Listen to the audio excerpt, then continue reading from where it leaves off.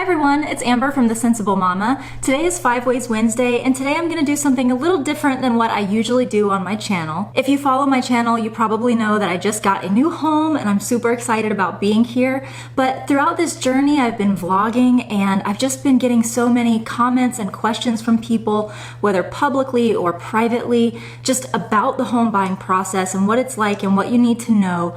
So I thought that today, for those of you who are thinking of buying a house or maybe are just starting that journey right now, I wanted to give you 5 tips on how to make the home buying process go a little bit more smoothly for you.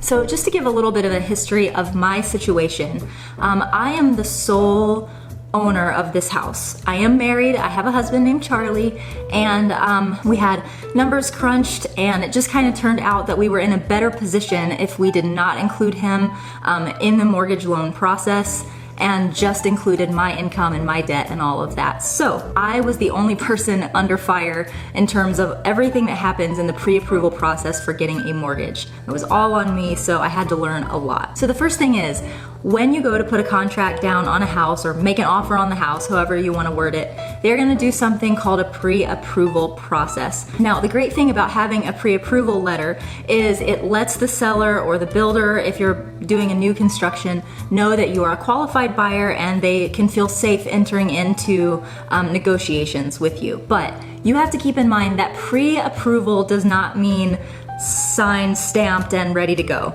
Okay, they're gonna do a lot of inquiry into your finances after you put the contract down on the house. And for me, it was at that point of inquiry that all of my problems came into play. Those can delay the closing of your house for sure, and they can also like kibosh it. Those things can totally just make them say, no, we're not going to give you this loan.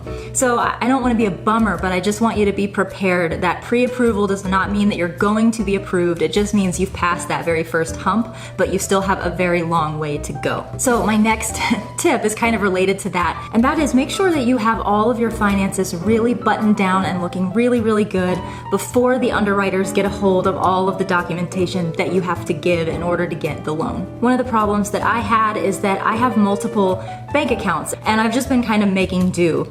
But when it was time to start the process of buying the home, one of the first things I was told was you're gonna have to prove that you have the money available, all of it right now for the closing. So they told me what the closing costs were gonna be, and I said, all right, I've got that. I've just got to bring that money out of all these different accounts and into one account, because they won't let you show that you have it piecemeal in different accounts. They wanna see it all in one. The problem with that is that I was starting off with giving them one bank account. So they wanted bank statements for the last 3 months for my checking account that my paycheck goes to. And I had given them that. We had gone through the underwriting process there. Everything looked good. They were happy. But when it came time for me to have to move money from these other accounts into that account to prove that I had money to cover closing costs, now what had to happen was every other account that I used to transfer money into this one account had to be audited by the underwriters. We were in the last week, it was like right before closing was supposed to happen when all of this was unveiled, and what do you know, they're spotting all of these little problems in these other checking accounts. Bringing those other accounts into the mix significantly put a delay on the closing of my house. They nitpicked through every single thing from 4 new bank accounts, and it took so long to get it all sorted out. So the tip, which I have taken a very long time to get to, is if you know that you want to buy a house soon, the best thing that you can do if you don't have everything that you're going to need for your closing costs, and you can estimate this just by thinking of what is your budget for your house and then looking up what the percentage of closing is usually needed,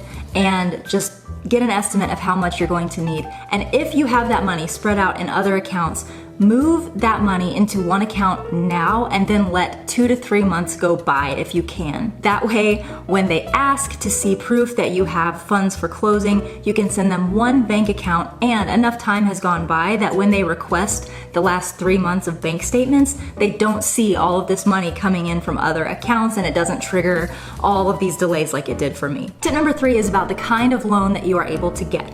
There are conventional loans that are for people that have pretty good credit, and then there are FHA loans. These are government loans. They're designed to help people who might have a bad credit history but are still worthy home buyers. It's just their credit isn't so great. I ended up having to do an FHA loan because as an entrepreneur, I took on a lot of debt to start my business, and unfortunately I wasn't able to use the income from my business to offset that debt to income ratio. So my credit looked like I had a really high debt to income ratio and I couldn't get approved for a conventional loan. What you need to know is that FHA loans, as beneficial as they can be, they are government regulated loans, and that means there is red tape for miles.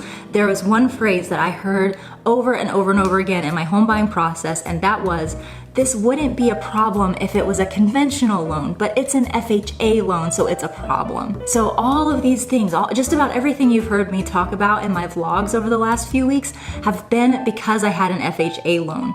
If you find out that you are not approved for a conventional loan and you are approved for FHA, see if they can give you an estimate of how far away from being able to get approved for the conventional loan is. And if you're not far off, it might be useful to just work on getting your credit fixed up a little bit and go back at a later date and get that conventional loan. Number 4 is make sure that you do not make any large purchases from your bank account or on credit cards up until you have got the keys to your house. Do not.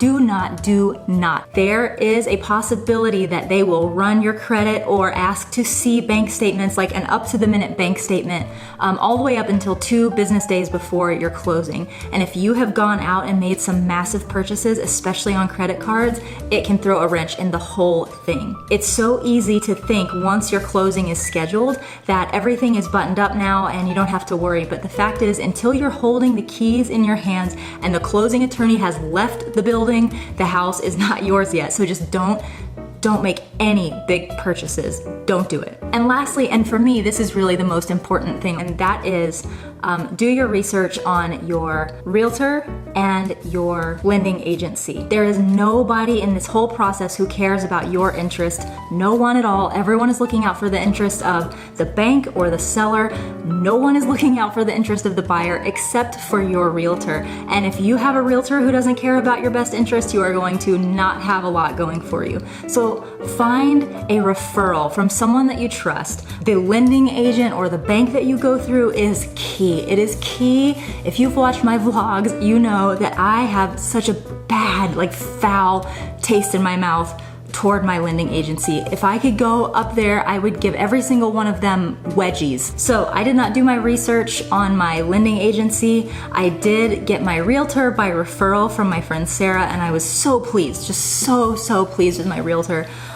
The lending agency was not on referral. I didn't do my research there, and it cost me a lot. So research those two. It doesn't take much time to just go like Yelp.com and just look and see what people are saying about the different agencies in your area and different realtors in your area, because it matters. So you guys, those are all my tips for helping you as you start your home buying journey.